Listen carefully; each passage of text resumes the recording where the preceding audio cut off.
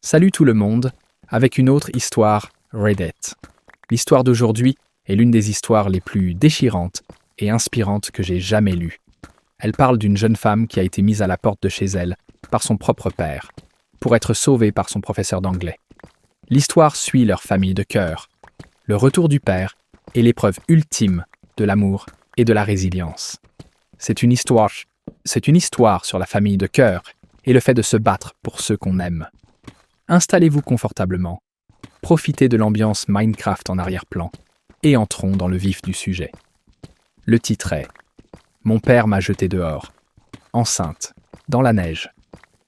À 17 ans, 3 ans plus tard, il est revenu, réclamant mon fils.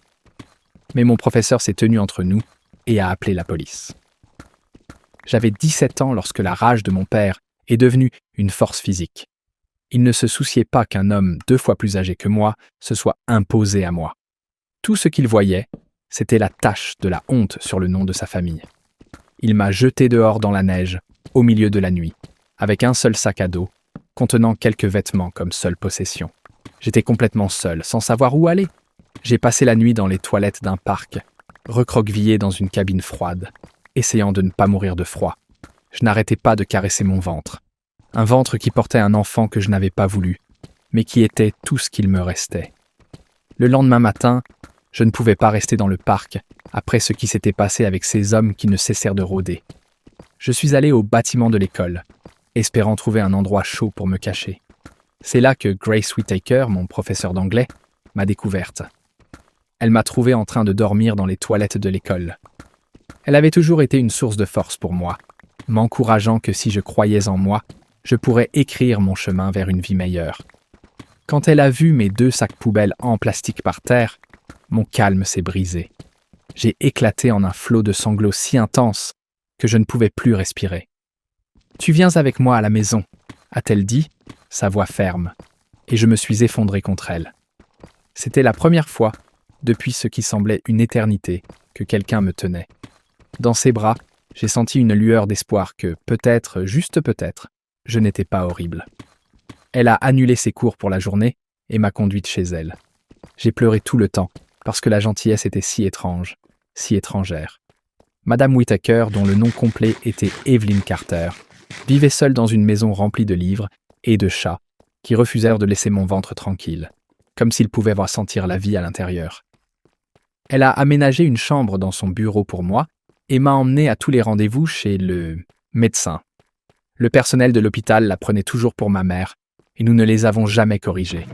Elle me tenait les cheveux pendant mes nausées matinales et me racontait des histoires sur sa défunte épouse, Laura Bennett, qui était décédée il y a 3 ans.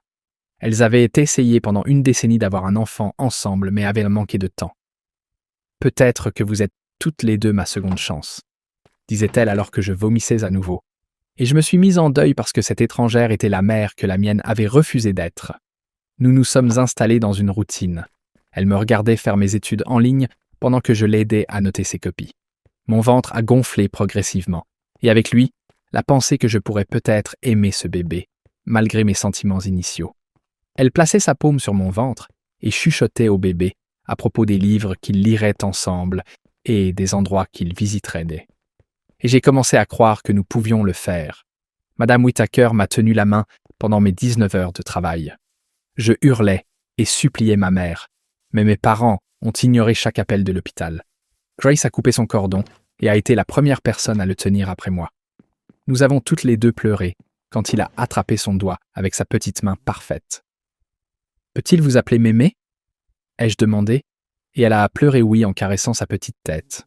Nous sommes rentrés ensemble à la maison et avons créé une vie bizarre et belle dans sa petite demeure. Elle lui a appris des chansons dans de nombreuses langues, et je lui ai appris à rire de mes grimaces ridicules. Il a fait ses premiers pas, tendant la main vers ses lunettes, qui scintillaient au soleil. Il m'a dit « maman » et lui a dit « mémé ». J'ai enfin compris que la famille signifiait se choisir chaque jour. Nous étions heureux d'une manière que je n'aurais jamais imaginé possible, étant donné tout ce qui s'était passé. Mon père est arrivé quand mon fils, Caleb, avait 2 ans. Ma cousine Emily Miller avait partagé une photo de nous au parc sans ma permission, ce qui l'a mené à nous. Il se tenait sur le porche dans son beau costume, déclarant « Ta mère mourait de honte et souhaitait rencontrer son petit-fils. Rentre à la maison et excuse-toi pour la honte que tu as causée, et peut-être que nous pourrons arranger quelque chose », a-t-il ajouté, comme si c'était ma faute. Evelyn Carter s'est tenue tue entre nous et lui a dit de partir avant d'appeler la police pour signaler l'abandon d'enfants. « C'est ma fille dont tu t'occupes », a-t-il hurlé, sa voix tremblant de colère, pendant que Caleb sanglotait et s'accrochait à mes genoux, effrayé par cet étranger en colère. « Elle est devenue ma fille le jour où tu l'as jetée », a crié Grace Whittaker, sa voix assez puissante pour faire taire n'importe quelle salle de classe pleine d'adolescents. Le visage de mon père est devenu cramoisi de rage. Il l'a pointée du doigt et a crié qu'elle était un prédateur qui s'en prenait aux filles vulnérables et qu'il s'assurerait que tout le monde sache qui elle était vraiment. Je voulais me faire toute petite, mais Grace Whittaker a simplement souri et a dit « Tout le monde sait déjà que je suis la femme qui a sauvé ta fille quand tu as échoué. » Le lendemain matin, Grace Whittaker ne s'est pas présentée au petit déjeuner, et mon cœur a su que quelque chose n'allait pas avant mon cerveau. Je l'ai trouvée sur le sol de sa chambre, se serrant la poitrine et gémissant mon nom, comme si elle avait quelque chose d'urgent à me dire. Les ambulanciers ont travaillé sur elle pendant 40 minutes, pendant qu'elle essayait de me tendre la main. Caleb n'arrêtait pas de se demander pourquoi Mémé ne se réveillait pas et pourquoi son visage était si gris. Je leur ai demandé d'essayer plus fort car elle était notre seule famille. Elle a survécu, mais à l'hôpital, elle a dû être mise sous assistance respiratoire, ce qui impliquait des machines qui faisaient toute la respiration et le pompage. « Elle t'a nommé mandataire médical l'année dernière », a déclaré le médecin, me présentant des documents que je ne pouvais pas lire car mes mains tremblaient si violemment. « Elle ne veut pas de mesures extraordinaires, donc vous devez décider bientôt s'il faut continuer l'assistance respiratoire. » J'ai tenu sa main pendant que Caleb jouait avec ses doigts, perplexe quant à la raison pour laquelle elle ne me serrait pas la main comme elle le faisait toujours pendant leur jeu matinal. Je n'arrêtais pas de murmurer « S'il te plaît, ne nous quitte pas ». Les machines n'arrêtaient pas de sonner, alors que je serrais la main froide de Grace Whittaker plus fort. Caleb n'arrêtait pas de tirer sur ses doigts, comme il le faisait chaque matin, quand ils jouaient à leur jeu de comptage. Le médecin se tenait au pied de son lit, tenant un presse-papier, et me regardant avec une expression patiente. Caleb a attrapé ma chemise et a demandé pourquoi Mémé ne chantait pas la chanson du bonjour qu'elle lui chantait toujours. Ma gorge s'est serrée, parce qu'elle était sur notre pas de porte hier, grondant mon père de sa voix de professeur. Son visage semblait maintenant gris comme du vieux journal, et les machines faisaient toute sa respiration. Le médecin s'est raclé la gorge et s'est approché pour me remettre des documents sur son presse-papier. Son doigt a pointé la signature de Grace Whittaker en bas, et il a indiqué que j'étais sa mandataire médicale. Mes mains tremblaient si fort que je ne pouvais pas tenir le presse-papier assez immobile pour lire les mots. Le document déclarait quelque chose sur l'absence de mesures inhabituelles dans son écriture de professeur impeccable, que j'avais vu sur des centaines de mes écrits. Il m'a dit que nous n'avions pas à décider tout de suite, mais que nous devrions respecter ses souhaits. Caleb a commencé à pleurer parce qu'il avait faim, et qu'il était terrifié par les sons des bips. Une femme est entrée avec une voix apaisante et s'est présentée comme Janet Monroe, l'assistante sociale. Elle tenait un dossier volumineux sous son bras et a recommandé que nous nous rencontrions dans un endroit plus calme pour discuter. Elle nous a trouvé une petite pièce au bout du couloir qui avait des jouets pour que Caleb puisse jouer. Pendant qu'il construisait des blocs, elle a expliqué ce que signifiait être mandataire médical et m'a remis des livrets d'informations sur l'hôpital. Le ton apaisant de sa voix a fait que ma poitrine s'est un peu relâchée. Elle a dit qu'elle serait là pour nous aider avec tout et a laissé son numéro de téléphone sur une carte. Le docteur Michael Chen a frappé et est entré pour expliquer ce qui était arrivé au cœur et au cerveau de Grace Whittaker. Il s'est assis en face de moi, utilisant ses mains pour démontrer comment son cœur avait cessé de pomper du sang pendant 40 minutes. Les sauveteurs l'ont relancé, mais son cerveau était resté trop longtemps sans oxygène. Il voulait faire plus de tests demain pour s'assurer que son cerveau fonctionnait correctement. Caleb a continué à tirer sur ma manche, demandant quand nous pourrions retourner à la maison de Mémé pour le déjeuner. Le visage du docteur Chen est resté compatissant, alors qu'il m'informait que 40 minutes sans oxygène entraînaient généralement des dommages graves. L'USI avait des restrictions sur le fait que les enfants n'étaient pas autorisés. Pourtant, les infirmières ont permis à Caleb de rester. Il refusait de manger ses biscuits salés, à moins de pouvoir voir Mémé, et pleurait chaque fois que nous essayions de partir. J'ai dû l'occuper avec des pages à colorier pendant que les médecins entraient avec des informations supplémentaires. Janet Monroe a dit qu'elle pouvait organiser la présence de bénévoles pour s'occuper de Caleb pendant les réunions critiques si nécessaire. Cette nuit-là, je me suis assise dans la chaise en plastique froide, à côté du lit de Grace Whittaker, berçant Caleb. Il s'est finalement endormi sur ma poitrine, le pouce et la bouche. Je n'arrêtais pas de me souvenir de la première nuit où elle m'avait emmené chez elle, il y a 3 ans. Elle m'avait versé du thé à la camomille et m'avait laissé pleurer pendant des heures sans poser de questions. Elle n'arrêtait pas de dire « Tu es en sécurité maintenant ?» Et je l'ai finalement cru. Maintenant, je disais les mêmes mots à son corps sans vie sous tous les tubes. Caleb a bougé dans son sommeil et j'ai réalisé que nous étions comme des orphelins sans elle. La peur d'hier m'a submergé par vagues, faisant trembler mes mains. Le visage violet de mon père, criant que Grace Whittaker était un prédateur, rejouait dans mon esprit. Mon estomac s'est noué quand il a menacé de révéler sa véritable identité. Janet a dû remarquer que ma respiration devenait bizarre parce qu'elle a posé des questions sur les préoccupations de sécurité. Je l'ai informée de la visite de mon père hier et de ce qu'il avait dit à propos de Grace Whittaker. Elle a écrit quelque chose sur son presse-papier et a déclaré qu'elle ferait une note dans le système immédiatement. Cette nuit-là, une fois que Caleb s'est finalement endormi sur le petit lit qu'ils avaient apporté, j'ai lu les écrits de Grace Whittaker. La directive anticipée expliquait tout concernant les ventilateurs et les sondes d'alimentation en termes juridiques. Mes yeux ont commencé à devenir flous quand j'ai lu la ligne qui déclarait pas de mesure de maintien en vie artificielle s'il n'y a pas d'espoir. Elle avait ajouté une déclaration personnelle, en bas au stylo bleu. Elle disait qu'elle avait regardé Laura Bennett souffrir sur des machines pendant 3 semaines et ne l'avait jamais voulu. Le poids de tout est tombé sur moi d'un seul coup dans le couloir. Je ne pouvais pas respirer et j'avais l'impression que quelqu'un était assis sur ma poitrine. Janet m'a découverte affalée près des distributeurs automatiques, haletant pour de l'oxygène. Elle m'a montré comment inspirer pendant 4 temps et retenir. Elle a posé sa main sur mon dos, me rassurant que je n'étais pas seul dans cela. Elle m'a remis un papier sur le deuil, que j'ai glissé dans ma poche sans le lire. Le lendemain matin, une femme âgée nommée Helen Crawford est arrivée vêtue d'un gilet de bénévole. Elle a proposé d'emmener Caleb à la salle de jeu pendant que je rendais visite au médecin. Je ne voulais pas qu'il parte avec quelqu'un que je ne connaissais pas, mais j'avais besoin d'entendre ce que les médecins disaient, sans qu'ils ne tirent sur moi. Hélène avait cette attitude chaleureuse de grand-mère que Caleb semblait apprécier. Il a choisi son livre préféré, La chenille qui fait des trous, que Mémé lui avait toujours lu. Hélène a promis qu'ils le liraient ensemble et résoudrait peut-être quelques énigmes. Je les ai regardés se promener dans le couloir, mon cœur battant, mais je devais lui faire confiance. Janet m'attendait déjà dans une petite salle de réunion au bout du couloir avec des papiers étalés sur la table et un homme en chemise froissée, assis à côté d'elle. Quand je suis entré, il s'est levé et a tendu la main pendant que Janet expliquait « C'est Mark Sullivan de l'aide juridique qui peut vous aider à tout comprendre. » Sa poignée de main était ferme mais douce, et il avait des rides profondes autour des yeux qui lui donnaient l'apparence de quelqu'un qui avait assez vu pour ne juger personne. Il a sorti un bloc-notes jaune couvert de notes et a commencé à passer en revue les fondamentaux de l'autorité du mandataire médical.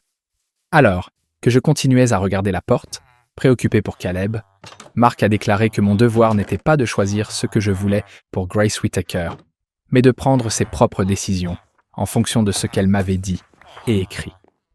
Il m'a remis à nouveau des impressions de la directive anticipée et a procédé méthodiquement à travers chaque section, pendant que j'essayais de me concentrer sur les mots plutôt que sur la façon dont ma poitrine se serrait.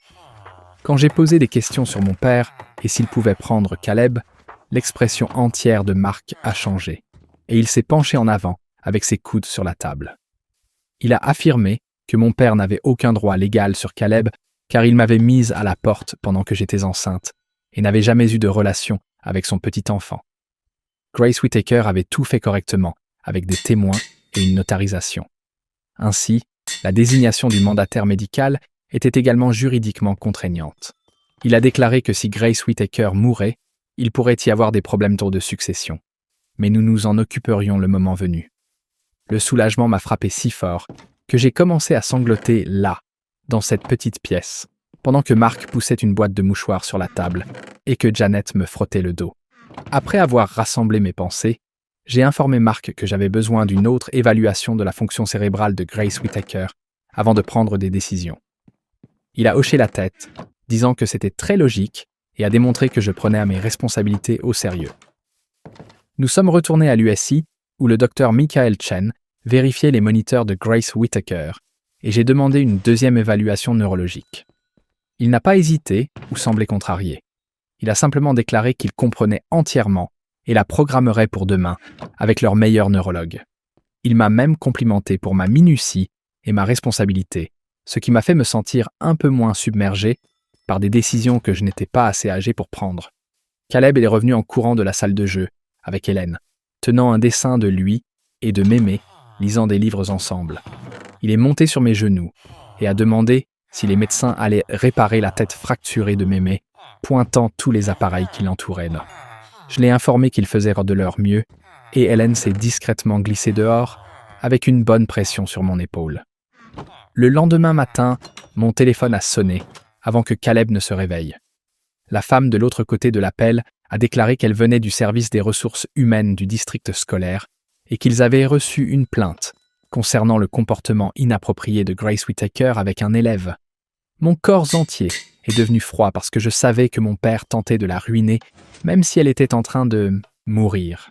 Le représentant des RH semblait dubitatif et n'arrêtait pas de dire des choses comme « Nous devons enquêter sur toute plainte, et ce n'était qu'une procédure ». Mais je pouvais voir qu'elle pensait que c'était absurde. Elle a déclaré que quelqu'un devrait venir m'interviewer à un moment donné. Mais pour le moment, il ne faisait que recueillir des informations préliminaires. J'ai raccroché et j'ai voulu lancer le téléphone à travers la pièce. Mais Caleb était réveillé sur son matelas d'hôpital. Cet après-midi-là, le front de Caleb était devenu chaud pendant le déjeuner et il a commencé à pleurer parce que son estomac lui faisait mal. L'infirmière de l'USI a testé sa température et elle était de 101,4, indiquant que nous devions nous rendre immédiatement au service des urgences pédiatriques. J'ai dû laisser Grace Whittaker seule avec ses machines pendant que je portais Caleb sur 3 étages jusqu'à la pédiatrie, où nous avons dû attendre 40 minutes avant de voir un médecin. Caleb n'arrêtait pas de supplier Mémé de lui embrasser le front et de faire disparaître les bobos, comme elle le faisait toujours quand il était malade. Les infirmières pédiatriques étaient polies, mais occupées, et il leur a fallu beaucoup de temps pour comprendre que ce n'était qu'une légère infection, très probablement causée par le stress et l'environnement de l'hôpital. Elles lui ont donné des médicaments contre la fièvre et m'ont exhorté à le maintenir hydraté pendant que j'étais assise là, partagée entre le besoin d'être avec lui et l'envie urgente de revoir Grace Whittaker. Nous sommes retournés à l'USI le soir où le docteur Michael Chen a attendu avec un autre médecin que je n'avais jamais rencontré auparavant. Ils avaient effectué le 2e examen neurologique ce matin-là, pendant que je traitais la fièvre de Caleb, et ils avaient maintenant les résultats. Le visage du docteur Chen m'a tout dit avant qu'il n'ouvre la bouche, mais il a pris soin de souligner que les tests révélaient des lésions cérébrales anoxiques importantes, sans activité cérébrale. L'autre médecin m'a montré les images sur son iPad, pointant du doigt tous les endroits noirs où le tissu cérébral de Grace Whittaker avait été endommagé en raison d'un manque d'oxygène. Il a déclaré qu'il n'y avait aucune chance de récupération de ce niveau de déficience et que son tronc cérébral ne faisait que des activités de base grâce aux machines. Les mots m'ont frappé comme des coups de poing physiques, mais j'étais reconnaissante qu'il ne me donne pas de faux espoirs. Janet Monroe est arrivée à mes côtés et a annoncé qu'elle avait prévu une réunion de famille avec toute l'équipe soignante pour demain matin afin de revoir les objectifs de traitement et les prochaines actions. Elle a dit que c'était le protocole habituel lorsque les familles sont confrontées à des décisions aussi difficiles et que tout le monde soutiendrait quelle que soit la décision que je prendrais pour Grace Whittaker. Cette nuit-là, je me suis assise à côté du lit de Grace, tenant sa main pendant que Caleb dormait de manière agitée dans son berceau, toujours chaud à cause de la fièvre. Je lui ai parlé de sa température, de la façon dont il n'arrêtait pas de demander ses baisers et de la plainte ridicule des RH que nous savions toutes les deux être la faute de mon père. J'ai sorti un cahier de mes bagages et j'ai commencé à lui écrire une lettre pleine de choses que je n'avais jamais eu l'occasion de dire correctement. Les mots sont sortis maculés et tachés de larmes. Mais j'ai écrit sur la façon dont elle m'avait sauvé la vie ce matin-là dans les toilettes de l'école et était devenue la mère dont j'avais besoin. J'ai écrit sur la façon dont Caleb se souviendrait toujours de sa grand-mère, comme de la femme la plus courageuse qui nous a choisis, quand personne d'autre ne le ferait. Ma voix s'est brisée, alors que je la lisais à son corps sans vie, pendant que Caleb coloriait sur le sol à côté de nous avec des crayons. Pendant que je lisais, 2 des collègues enseignants de Grace se sont approchés silencieusement avec une boîte en carton. Ils n'ont pas dit grand-chose, ont juste serré mon épaule et ont laissé la boîte sur la chaise avant de partir. Il y avait des dizaines de cartes à l'intérieur de la part de ses enfants et des collègues enseignants, chacune avec un message sur l'importance qu'elle avait pour eux.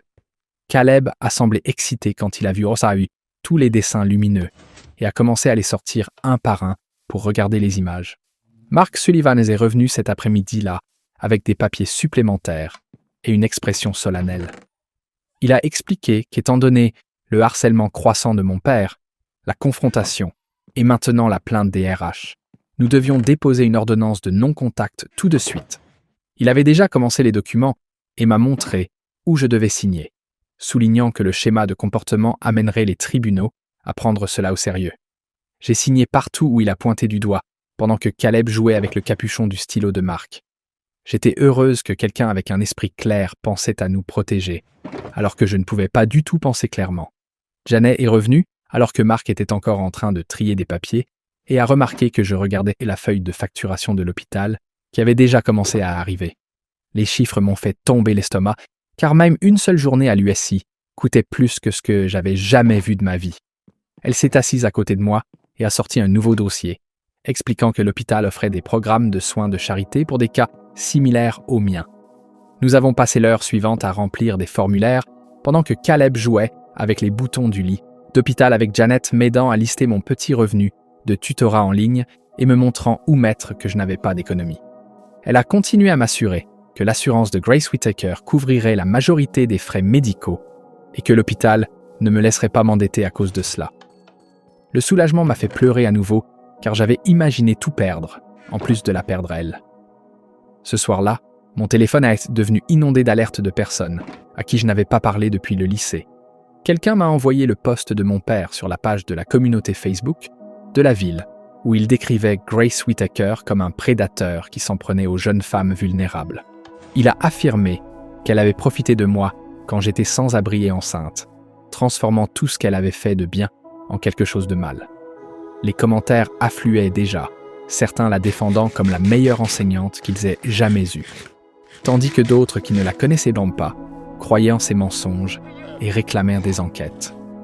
J'ai voulu écrire la vérité sur la façon dont elle nous avait sauvés, mais Mark a attrapé mon téléphone et a crié non. Il a dit que tout ce que j'écrivais pouvait être utilisé contre nous plus tard, et que nous devions rester silencieux pour des raisons juridiques, même si cela me brisait le cœur de voir son nom traîner dans la boue, alors qu'elle était en train de mourir. Le lendemain matin, nous avons eu la grande réunion de soins que Janet avait organisée pour toute l'équipe médicale. La salle de conférence était pleine de médecins, d'infirmières et d'une femme qui s'est identifiée comme l'experte en éthique de l'hôpital. Elle a parlé d'une manière calme qui m'a fait me sentir moins folle alors qu'elle décrivait la qualité de vie et la douleur, ainsi que ce que signifiait le fait d'exaucer les souhaits de quelqu'un. Elle a relu la directive anticipée de Grace Whittaker, notamment la section où elle déclarait qu'elle ne voulait pas de machine pour la maintenir en vie s'il n'y avait pas d'espoir.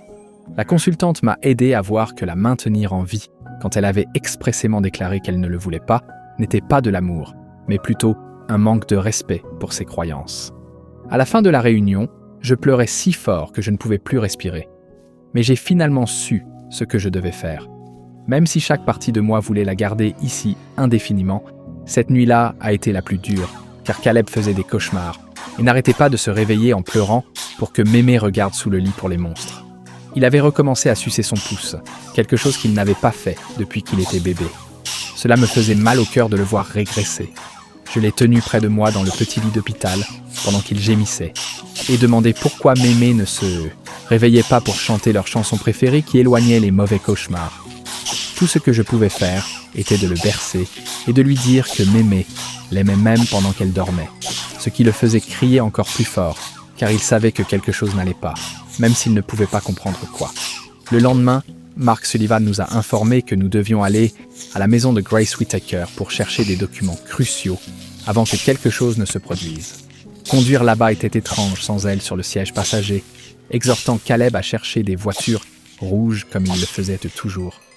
Marcher par sa porte d'entrée avec la clé qu'elle m'avait donnée me faisait me sentir comme une criminelle, malgré le fait qu'elle avait souvent déclaré que sa maison était aussi la nôtre. L'odeur m'a frappé en premier. Une combinaison de lotions à la lavande et de livres anciens qui avaient symbolisé la sécurité pendant 3 ans. Sa tasse de café restait sur la table de la cuisine, à côté de la pile de dissertations qu'elle avait notées avec ses lunettes de lecture dessus, comme si elle venait juste de sortir un instant. Caleb s'est précipité vers sa boîte à jouets dans le salon et a commencé à sortir tous les blocs que Mémé lui avait achetés pour son anniversaire. Pendant que je me tenais paralysé, incapable de bouger, Mark m'a doucement tiré vers son bureau à domicile, déclarant que nous devions obtenir les documents d'assurance, les relevés bancaires et tout ce qui était vital.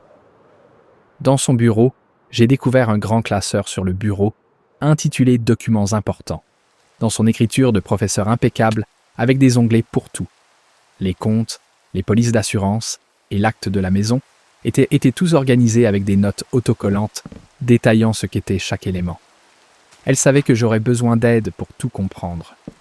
Tout à l'arrière se trouvait une enveloppe scellée avec mon nom dessus, ce qui a fait trembler mes mains si fort que je pouvais à peine l'ouvrir. À l'intérieur se trouvait une longue lettre de sa main, discutant de la façon dont Caleb et moi étions devenus les enfants qu'elle et Laura Bennett avaient toujours désirés. Elle a décrit comment, le matin où elle m'a découverte dans les toilettes de l'école, a été le jour où sa vie a recommencé à avoir un sens après la mort de Laura. Elle a déclaré que me regarder devenir une mère, malgré tout ce qui s'était passé, avait été le plus grand privilège de sa vie. La lettre se terminait par le fait qu'elle savait que j'étais assez forte pour prendre soin de Caleb, quoi qu'il arrive, et qu'elle serait toujours fière de sa fille, même si la loi ne le reconnaissait pas. Je me suis assise sur le sol de son bureau en sanglotant pendant que Caleb jouait dans la pièce voisine, serrant une lettre qui semblait être un adieu. Mark s'est assis, à côté de moi, et a commencé à parcourir le classeur page par page, décrivant tout dans un langage simple que je pouvais comprendre. Evelyn Carter nous avait tout laissé à moi et à Caleb dans son testament, mais la maison avait encore une hypothèque depuis le moment où elle avait refinancé pour payer le traitement du cancer de Laura. Il m'a remis les relevés de toutes mes dépenses médicales et de mes cartes de crédit, dont je n'avais aucune idée, car maman ne voulait jamais que nous nous inquiétions de l'argent. Le processus d'homologation prendrait des mois, a-t-il ajouté, et nous pourrions avoir à vendre la maison pour la rembourser. L'idée de perdre sa maison, en plus de la perdre, elle m'a semblé accablante, mais Mark nous a assuré que nous irions une étape à la fois. De retour à l'hôpital, le docteur Michael Chen attendait avec une nouvelle suggestion qui a fait se serrer ma poitrine. Il avait l'intention de réduire la sédation de Grace Whittaker le lendemain matin afin de pouvoir faire un dernier test pour toute réponse à la stimulation. Il a pris soin de souligner que ce n'était que pour être minutieux et que nous ne devrions pas nous attendre à une quelconque amélioration sur la base de tous les tests précédents. Mais il comprenait que j'avais besoin de savoir que nous avions tout essayé avant de prendre une décision finale. J'ai immédiatement consenti, même si je savais ce qui allait se passer. J'avais besoin de savoir par moi-même qu'elle n'était plus là. Le jour du test est arrivé, et ils ont progressivement baissé ses médicaments, pendant que le docteur Chen et 2 autres médecins surveillaient les moniteurs. Caleb était assis sur mes genoux, jouant avec sa petite voiture et faisant des bruits de vroom alors que nous attendions que Grace nous entende. Le docteur Chen a prononcé son nom à haute voix, a montré des lumières dans ses yeux et a serré ses ongles pour évaluer sa réaction à la douleur. Ses yeux sont restés flous, fixant le vide alors qu'il bougeait sa paume devant son visage. Il lui a demandé de lui serrer la main, mais ses doigts sont restés mous. Ses pupilles n'ont pas réagi correctement à la lumière, et aucun des stimuli douloureux qu'ils ont essayés n'a produit de réponse. Après 30 minutes de test, le docteur Chen a posé sa main sur mon épaule et m'a dit quelque chose que je savais déjà, mais que j'avais besoin d'entendre. Grace Whittaker ne se réveillerait pas, car elle n'avait plus aucune fonction cérébrale significative. Les machines maintenaient son corps en vie, mais elle n'était pas vraiment présente. Caleb a levé les yeux de sa voiture et a demandé si Mémé avait été réparée, et j'ai dû lui dire non, tout en essayant de ne pas pleurer. Cet après-midi-là, Janet Monroe a fait venir une spécialiste qui se spécialise dans la thérapie du deuil pour les jeunes soignants. Nous nous sommes assises juste à côté du lit de Grace, pendant que la conseillère confirmait à quel point le scénario était horrible pour quelqu'un de mon âge. Elle a déclaré qu'il était bon d'être furieuse, terrifiée et submergée tout à la fois. Elle m'a appris une technique de respiration dans laquelle vous comptez jusqu'à 4 en inspirant, retenez, puis comptez jusqu'à 4 en expirant, ce qui m'a vraiment aidé quand j'avais l'impression que j'allais m'évanouir d'anxiété. La conseillère a expliqué que le deuil anticipé était tout aussi authentique que la perte typique, et que je n'étais pas faible de pleurer Grace Whittaker alors qu'elle était encore en vie.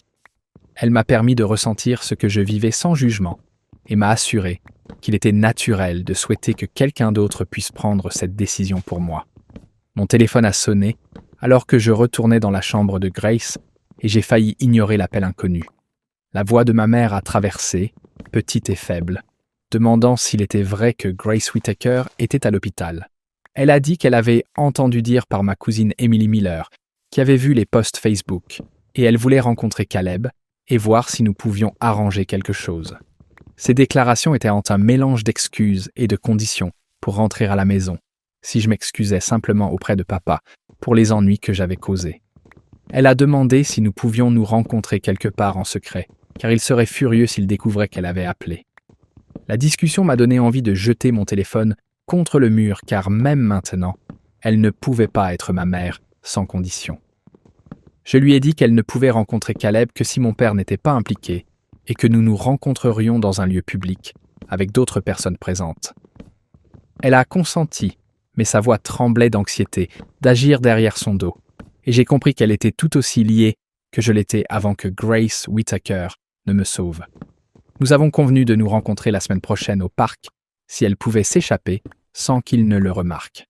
Le représentant des RH de l'école a téléphoné peu de temps après pour dire que leur enquête n'avait rien trouvé d'inapproprié, et de nombreux enseignants ont fait des commentaires sur le professionnalisme de Grace Whittaker à tout moment.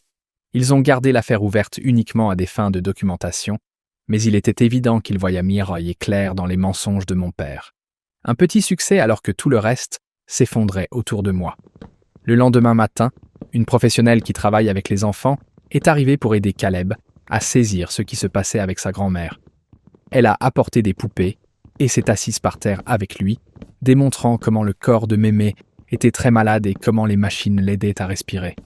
Caleb l'a regardé déplacer les poupées et a semblé comprendre pourquoi mémé ne pouvait pas se réveiller, mais il n'arrêtait pas de demander si elle serait meilleure demain. La femme était patiente et n'arrêtait pas d'expliquer en termes simples que parfois les corps tombent trop malades pour se rétablir. Caleb a hoché la tête, mais je pouvais voir qu'il ne comprenait pas entièrement car il n'arrêtait pas de regarder la porte, attendant que mémé entre.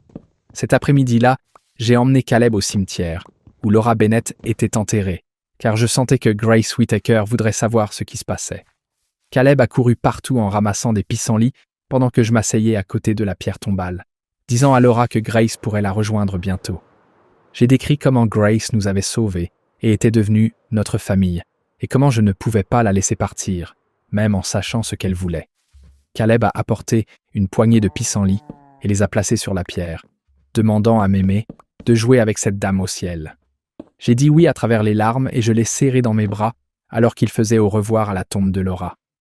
De retour à l'hôpital, le docteur Michael Chen attendait avec son rapport final. Et je pouvais voir à son expression ce qu'il allait dire. Il a souligné que maintenir Grace Whittaker sous assistance respiratoire ne lui était pas bénéfique et contredisait ce qu'elle avait mis dans ses documents sur le fait de ne pas vouloir de machine. Il a été doux mais clair sur le fait qu'il était temps de la laisser mourir doucement et sans plus de souffrance. Le poids de ces mots a pesé sur moi, comme un objet réel écrasant ma poitrine. Ce soir-là, je me suis assise seule dans la chambre de Grace, rouvrant sa lettre pendant que Caleb jouait avec ses voitures sur le sol. Son écriture s'est estompée à travers mes émotions alors que je lisais ses déclarations sur le fait de ne pas vouloir dépendre de machines et de me faire confiance pour prendre la bonne décision. Elle a écrit à quel point elle était fière de la mère que j'étais devenue et à quel point Caleb était chanceux de m'avoir. Elle m'a donné la permission de la laisser partir et m'a assuré qu'elle veillerait toujours sur nous, tout comme Laura l'avait fait pour elle. Chaque partie de moi voulait la garder ici, même si cela signifiait que son corps respirait à travers des machines, mais je savais que ce n'était pas ce qu'elle voulait. Mark Sullivan est passé le lendemain matin avec des papiers pour l'ordonnance de non-contact de mon père et m'a informé que la date du tribunal était fixée pour le mois prochain. Il a déclaré que les posts Facebook et la plainte des RH révélaient une tendance que les juges prenaient au sérieux. La protection juridique semblait comme si Grace Whittaker se battait encore pour nous depuis son lit d'hôpital. Ce même après-midi, mon père a tenté d'entrer à l'hôpital, mais la sécurité l'a arrêté à la porte en raison de l'avertissement préalable de Janet Monroe. Il a fait un énorme grabuge, exigeant de voir son petit-fils et criant à propos de ses droits. Alors que les spectateurs regardaient, les gardes l'ont escorté dehors et lui ont remis un papier officiel, indiquant qu'il ne pouvait pas revenir ou il serait arrêté. J'ai regardé depuis une fenêtre de l'étage, effrayé, mais protégé par toutes les personnes que Grace Whittaker avait mises en place pour nous aider. Helen Crawford a emmené Caleb à la salle de jeu pendant que j'assistais à une autre séance de conseil pour faire les exercices de respiration avant de prendre ma décision finale. La conseillère m'a aidé à comprendre que ma tristesse face à la mort de Grace Whittaker était distincte de mon engagement à respecter ses souhaits. Elle m'a rappelé qu'aimer quelqu'un impliquait d'honorer ses souhaits, même si cela faisait plus mal que tout. J'ai quitté cette session, sachant exactement ce que je devais faire, malgré le fait que chaque cellule de mon corps criait contre cela. Le lendemain matin, j'ai vu le Dr Chen dans le couloir en train de vérifier des dossiers, et mes jambes se sont senties comme de la gelée alors que je m'approchais de lui. Je lui ai assuré que nous retirerions Grace Whittaker des machines demain, afin que Caleb et moi puissions lui dire au revoir de la bonne manière. Il a hoché la tête et a posé sa main sur mon épaule pendant quelques instants, avant d'ajouter qu'il s'assurerait qu'elle soit confortable avec des médicaments. Les infirmières nous permettraient de rester aussi longtemps que nous en aurions besoin dans la pièce sans nous presser. Caleb jouait avec ses petites voitures sur le sol de la salle d'attente quand je l'ai ramassé et l'ai emmené dans la chambre de Grace. Nous avons passé toute la journée à préparer la pièce pour notre adieu avec son livre de poésie préféré, qu'elle nous lisait tous les dimanches. Les infirmières nous ont aidés à scotcher les dessins au crayon de Caleb autour de son lit, qui comprenait des bonhommes allumettes de notre petite famille se tenant la main.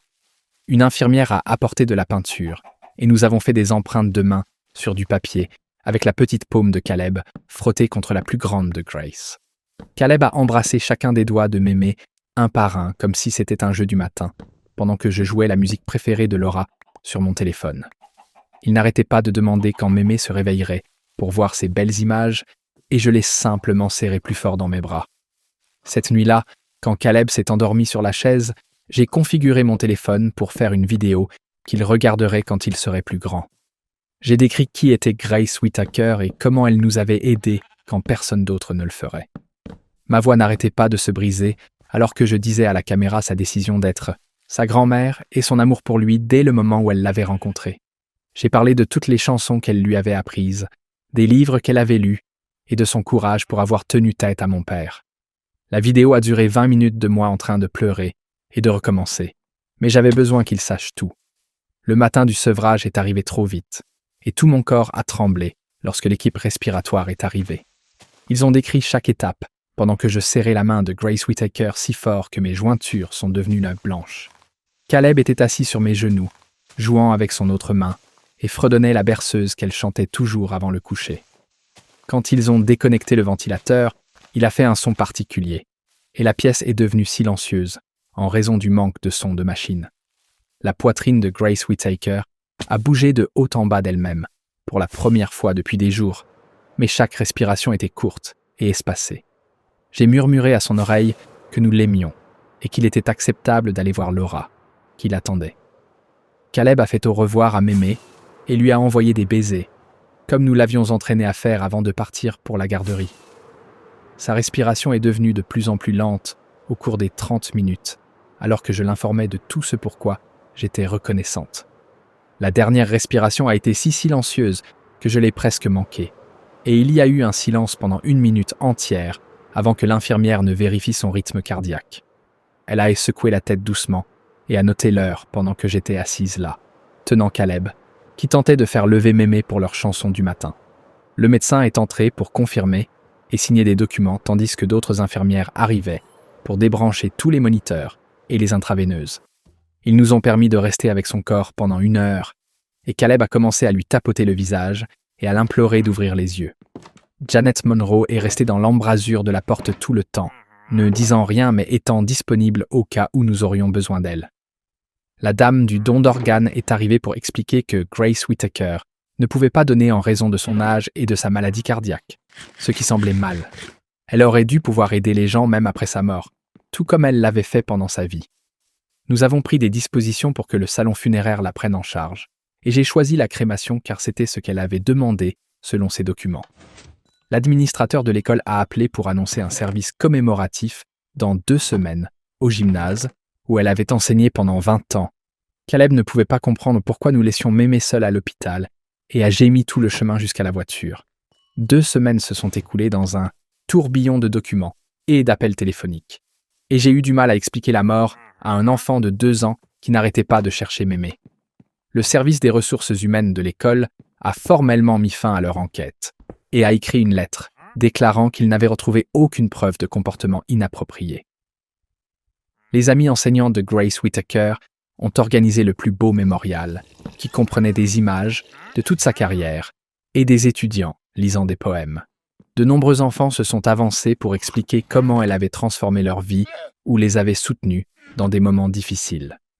Quelques personnes ont commenté qu'elle avait aidé un étudiant dans le besoin sans révéler mon nom, ce qui m'a fait pleurer encore plus fort. Caleb a joué avec ses briques dans le coin, regardant autour de lui pour m'aimer toutes les quelques minutes.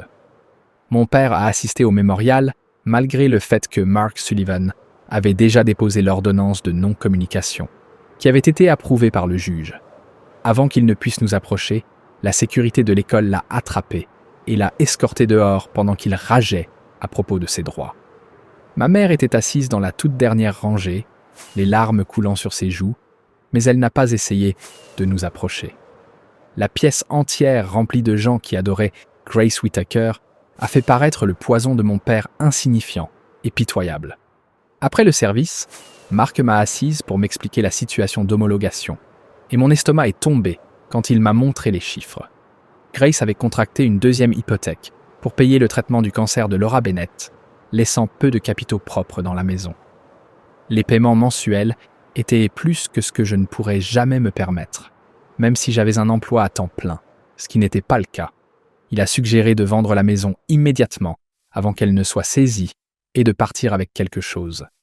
Faire les cartons de la maison de Grace, c'était comme m'arracher le cœur morceau par morceau, et Caleb n'arrêtait pas de demander quand nous rentrerions à la maison pour voir Mémé. Je ne pouvais prendre que ce qui tiendrait dans notre nouvel appartement subventionné, qui acceptait mon bon de logement de l'État. 2 chambres sentaient le vieux tapis et les cigarettes, mais c'était mieux qu'un refuge et nous pouvions nous le permettre. Malgré le fait que nous n'avions pas encore d'étagère, j'ai emballé chacun des livres préférés de Grace Whittaker. Caleb a choisi livre après livre le premier soir dans l'appartement, me demandant de les lire avec la voix de Mémé. J'ai fait de mon mieux, mais ma voix ne ressemblait en rien à la sienne, et il a reconnu la différence. Nous avons construit une étagère spéciale pour ces livres, que Mémé avait l'habitude de lire, et il les a tous touchés avant de se coucher comme un rituel. Le lendemain matin, alors que Caleb mangeait ses céréales, j'ai ouvert mon ordinateur portable et j'ai commencé à remplir la demande de collège communautaire en ligne. Le champ de la déclaration personnelle me regardait, vide, et j'ai gribouillé sur la façon dont Grace Whittaker avait sauvé ma vie après que ma propre famille m'ait abandonné, et comment elle m'avait montré que je pouvais écrire mon chemin vers une vie meilleure. Mes doigts tremblaient alors que je griffonnais sur le fait d'avoir 17 ans, d'être enceinte et sans abri jusqu'à ce qu'un professeur me remarque et pense que je valais la peine d'être sauvée. Le conseiller aux admissions a appelé 2 jours plus tard, et sa voix a tremblé alors qu'elle annonçait qu'elle avait lu mon essai 3 fois et qu'elle renoncerait à mes frais de candidature. Elle m'a fourni les coordonnées des services de soutien et a dit que l'école avait des ressources pour les parents célibataires. Et j'ai raccroché en pleurant parce que Grace Whittaker avait toujours affirmé que l'éducation était ma voie de sortie. Le premier jour de Caleb au centre de garde d'enfants subventionné a été la pire matinée qu'il ait eue depuis qu'il avait quitté l'hôpital. Il a crié et a enroulé ses bras autour de mon cou si fort que je ne pouvais plus respirer. Pendant que l'enseignante tentait de le détacher doucement, il n'arrêtait pas de sangloter pour m'aimer et de s'agripper à moi alors que je reculais hors de la pièce et j'ai vomi sur le parking de culpabilité. L'enseignante a appelé après le déjeuner pour dire qu'il avait cessé de pleurer et qu'il jouait maintenant avec des blocs. Le 3e jour, il a sangloté pendant seulement 10 minutes. La 2e semaine, il courait pour me montrer le dessin qu'il avait fait et geignait à peine quand je partais. Ma mère a envoyé un SMS demandant de nous rencontrer au parc près de la rivière et j'ai accepté, mais je l'ai exhortée à venir seule ou je partirai tout de suite. Elle est arrivée avec un sac de jouets pour Caleb et son visage paraissait plus vieux et fatigué que dans mes souvenirs. Elle a regardé Caleb jouer sur les balançoires et s'est excusée de ne pas m'avoir protégé, d'avoir permis qu'il me jette dehors et d'avoir été trop faible pour le quitter. Je lui ai dit « Les excuses ne nous rendent pas ces années, mais je prendrai ce que tu peux offrir tant que tu comprends nos limites. » Elle a hoché la tête et a donné à Caleb un éléphant en jouet qu'il a serré fort pendant qu'elle pleurait. Marc a appelé pour confirmer la date du tribunal pour l'audience de l'ordonnance de non-communication, disant que le juge avait examiné tout le matériel, y compris les posts Facebook et le faux rapport à l'école. La session a duré 20 minutes avec l'avocat de mon père argumentant sur les droits parentaux et Marc montrant des captures d'écran de harcèlement et de menaces. Le juge a accordé 3 ans et a informé mon père que toute violation entraînerait une arrestation immédiate. Mark Sullivan a déclaré que l'attaque en ligne a ralenti après cela, mais mon père a continué à poster sur des filles ingrates, sur des pages que je ne suivais pas. Le site web de tutorat a accepté mon profil en se basant sur les approches d'enseignement que Grace Whittaker m'a démontrées, pendant que je l'aidais à noter des dissertations.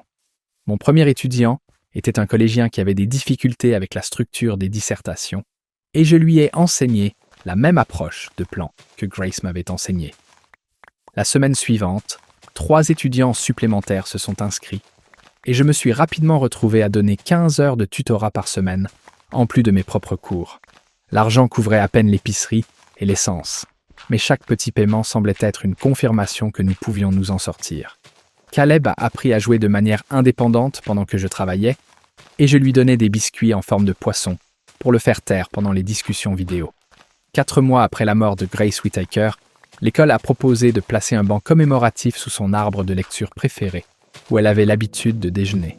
Le directeur m'a demandé si je voulais parler à la cérémonie, alors je suis resté debout toute la nuit à écrire sur la façon dont les enseignants sauvent des vies simplement en repérant les jeunes que d'autres ignorent. Caleb a ramassé des pissenlits sur la pelouse du complexe d'appartements et les a apportés à l'arbre de mémé. Je me suis tenu au micro avec Caleb sur ma hanche, lisant sur Grace Whittaker, qui a accueilli une jeune fille de 17 ans enceinte, que personne ne voulait, et l'a élevée comme une famille. Tout le département d'anglais a fondu en larmes, et de nombreux étudiants sont venus la voir plus tard pour dire qu'elle les avait également aidés. Caleb a placé ses fleurs sur le banc, et l'a tapoté, comme s'il le caressait. Notre rituel nocturne est devenu sacré, avec Caleb choisissant l'un des livres de mémé et s'installant sur mes genoux, pendant que je lisais, avec une voix qui ne ressemblerait jamais à la sienne. Nous regardions sa photo sur sa commode et il nous racontait sa journée à la garderie, ce qu'il avait mangé pour le déjeuner et qu'il avait poussé sur le terrain de jeu. Il demandait occasionnellement quand elle reviendrait, mais surtout il agitait la main et disait « Bonne nuit, mémé ». La douleur pesait lourdement sur ma poitrine chaque nuit, mais le souvenir de sa voix m'assurant que j'étais plus forte que je ne le réalisais pesait aussi lourdement. Hier soir, je me suis allongé dans notre petit appartement, écoutant la respiration de Caleb, les voisins criant à travers les murs minces et les sirènes lointaines. Tout mon corps me faisait mal de fatigue, mais nous avions traversé un autre jour et nous le ferions à nouveau demain. Caleb a commencé à dire « maman » plus clairement cette semaine, et chaque fois que je l'entendais, je me souvenais de la joie de Grace Whittaker quand il avait dit pour la première fois « mémé ». Nous créions quelque chose de nouveau avec les morceaux qu'elle nous avait laissés et nous nous choisissions chaque jour, exactement comme elle nous l'avait enseigné. Voilà pour le moment. Si vous êtes arrivé jusqu'ici, vous devez avoir du temps libre. Merci d'avoir écouté.